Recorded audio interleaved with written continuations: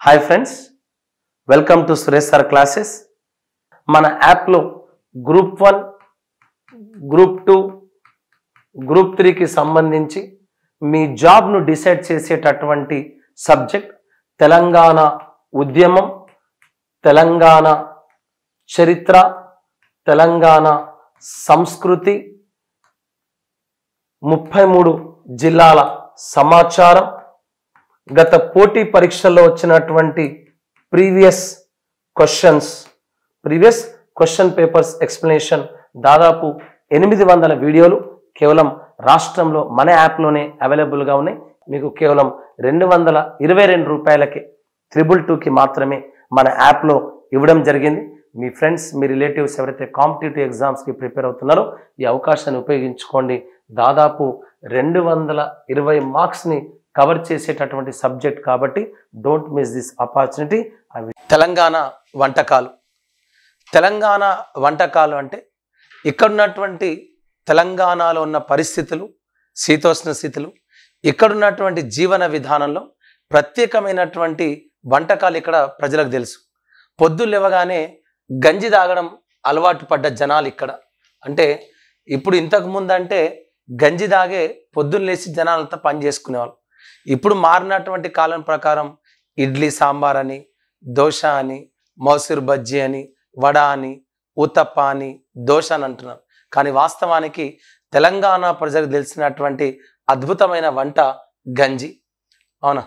ఆ గంజితోనే ఉదయం లేచి కడుపు నింపుకునేవాళ్ళు. ఇంకేం చేసేవాళ్ళు పెద్ద మనుషులు? పొద్దున్న లేచి గట్క తినేవాళ్ళు. గత పోటీ పరీక్షలో మనకు అడిగాను, గట్క అనేటటువంటి తినే పదార్థాన్ని దేంతో చేస్తారు? గట్కను దేంతో చేస్తారు? మొక్కజొన్నతో చేస్తారు.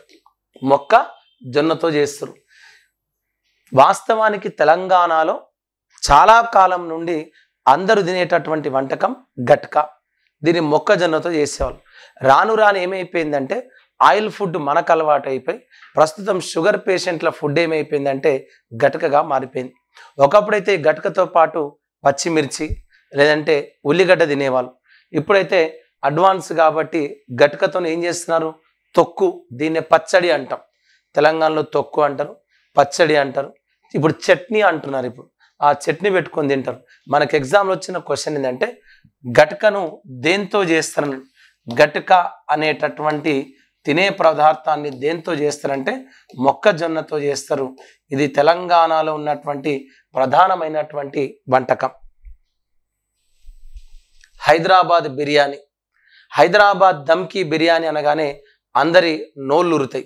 హైదరాబాద్ బిర్యానీ అనగానే గుర్తుకొచ్చేది ఏది? పారడైజ్. హైదరాబాద్లో 60 సంవత్సరాలుగా పేరు సంపాదించుకున్నటువంటి హోటల్ హైదరాబాద్లోని పారడైజ్ హోటల్. ఈ పారడైజ్ దేనికి ప్రసిద్ధి అంటే హైదరాబాద్ బిర్యానీకి ప్రసిద్ధి. హైదరాబాద్ బిర్యానీకి ప్రసిద్ధి. హైదరాబాద్ ఆర్టీసీ క్రాస్లో ఉన్న బావర్చి, సికింద్రాబాద్లో ఉన్న పారడైజ్ హైదరాబాద్ బిర్యానీకి ఫేమస్. చాలా చాలా పేరున్నటువంటి బిర్యానీ వంటకం హైదరాబాద్లో, అంటే తెలంగాణలో ప్రధానంగా తినేటటువంటి ఒక వంటకం హైదరాబాదీ బిర్యానీ. హైదరాబాద్ హలీం. మనకి ఎగ్జామ్లో అడిగాను, తెలంగాణలో జిఐ గుర్తింపు. జిఐ గుర్తింపు అంటే జియోగ్రఫికల్ ఇండెక్స్. జియోగ్రఫికల్ ఇండెక్స్ అంటే భౌగోళిక సూచిలో గుర్తించబడ్డ వంటకం ఏదనడు. తెలంగాణలో భౌగోళిక సూచిలో గుర్తించబడ్డ వంటకం ఏదంటే హైదరాబాదీ హలీం. హైదరాబాదీ హలీం. ఈ హైదరాబాద్ హలీం అంటే పిస్తా హౌస్ గుర్తుకొస్తుంది. హైదరాబాద్లోని పిస్తా హౌస్ దేనికి ఫేమస్ అంటారు? ఈ హైదరాబాద్లోని పిస్తా హౌస్ హైదరాబాద్ హలీంకి ఫేమస్. హలీంని ఎక్కడ తెలంగాణలోని వివిధ ప్రాంతాలు ఎప్పుడు ఎక్కువ బాగా తింటారంటే రంజాన్ మాసంలో ప్రత్యేకంగా ఈ హైదరాబాద్ హలీంని నెల రోజుల పాటు సర్వ్ చేస్తారు. అసలు ఏంది హైదరాబాదీ హలీం?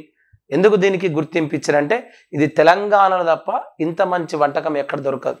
ఏం చేస్తారు? దీన్ని మేక మాంసాన్ని ఇట్లా మేక మాంసాన్ని ఏం చేస్తారు? ఒక పెద్ద కడాయిలా అంటుంటారు, కుండి అంటాం, అందులో పెట్టి ఉడికిస్తారు. ఉడికించి ఆ మేక మాంసాన్ని ఏం చేస్తారు? పూర్తిగా మెత్తగా ఉడికేటట్టు చేసి ఆ తర్వాత దానిపైన కాజు, పుదీనా, ఆ తర్వాత వేయించినటువంటి ఉల్లి, ఆ తర్వాత నీంబు, నిమ్మకాయ వేసి చేసేటటువంటి అద్భుతమైనటువంటి వంటకం హైదరాబాద్ హలీం. దీన్ని మేక మాంసంతో చేస్తారు. ఇంకోటి ఉంది, హైదరాబాద్ హరీస్ అంటాం. ఈ హరీస్ అంటే ఏంటి అంటే చికెన్తో చేస్తారు. ఇది చాలా అంత ఫేమస్ కాదు. హైదరాబాద్ అంటే హైదరాబాదీ హలీం అంటారు, మేక మాంసంతో చేస్తారు. తెలంగాణలో వివిధ ప్రాంతాల్లో రంజాన్ మాసంలో లభించేటటువంటి తెలంగాణ ప్రత్యేక వంటకం ఏంటండి హైదరాబాదీ హలీం.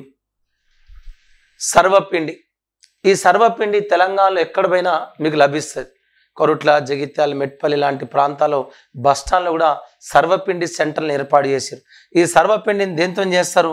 బియ్యం పిండి, ఆ తర్వాత పల్లీలు, ఆ తర్వాత కొత్తిమీర, ఇవన్నీ వేసి వేయించి చేసేటటువంటి వంటకం ఏంటంటే ఉడికిస్తారు. పెంక మీద పెట్టి ఉడికిచ్చి చేసేటటువంటి వంటకం ఏదండి ఇక్కడ ఉన్నటువంటి సర్వపిండి అంటాం.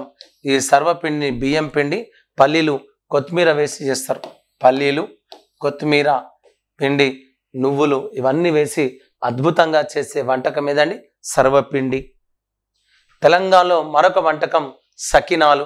సంక్రాంతి అనగానే మనకు గుర్తుకొచ్చేది, సంక్రాంతి పండగ అనగానే మనకు గుర్తుకొచ్చేది సకినాలు. సంక్రాంతి నాడు మనం ఏం చేస్తాం?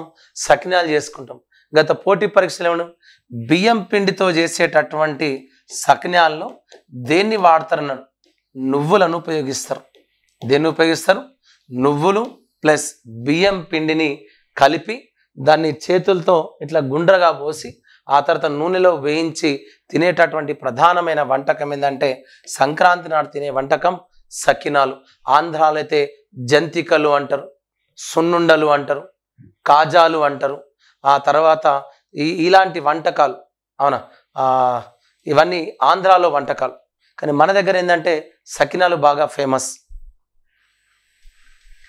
గంజి, ఇంతకుముందే చెప్పాను నేను, తెలంగాణ జీవనంలో ఎక్కువ కాలం పాటు అందరూ గంజి దాగి బతికినా అంటారు. ఇప్పటికీ పెద్ద మనుషులు అంటారు, మనిషికి ఏం లేకున్నా సరేరా ఇంత గంజి దాగి సంతోషంగా ఉండాలంటారు. అవునా, ఆ రోజుల్లో దొరల కాలంలో చాలామంది 4 మెతుకులను ఏం చేశారు? ఉడికించి నీళ్లు పోసి గంజి చేసుకొని తాగిరు. అంటే అన్నాన్ని పూర్తిగా ఉడికిస్తే దాని నుండి వచ్చేటటువంటి ఫ్లేవర్ని ఏమంటాం? గంజి అంటాం. రాను రాను పిల్లలు గంజికి దూరం అయిపోయారు. అంత స్టీమ్ రైస్ అయిపోయింది. స్టీమ్ రైస్ అంటే ఉడికించిన బియ్యం తింటున్నారు తప్ప గంజి అనే పదార్థానికి ఈరోజు మన పిల్లలు దూరం అయిపోయారు. అదేవిధంగా తెలంగాణలో మక్క గుడాలు అంటాం.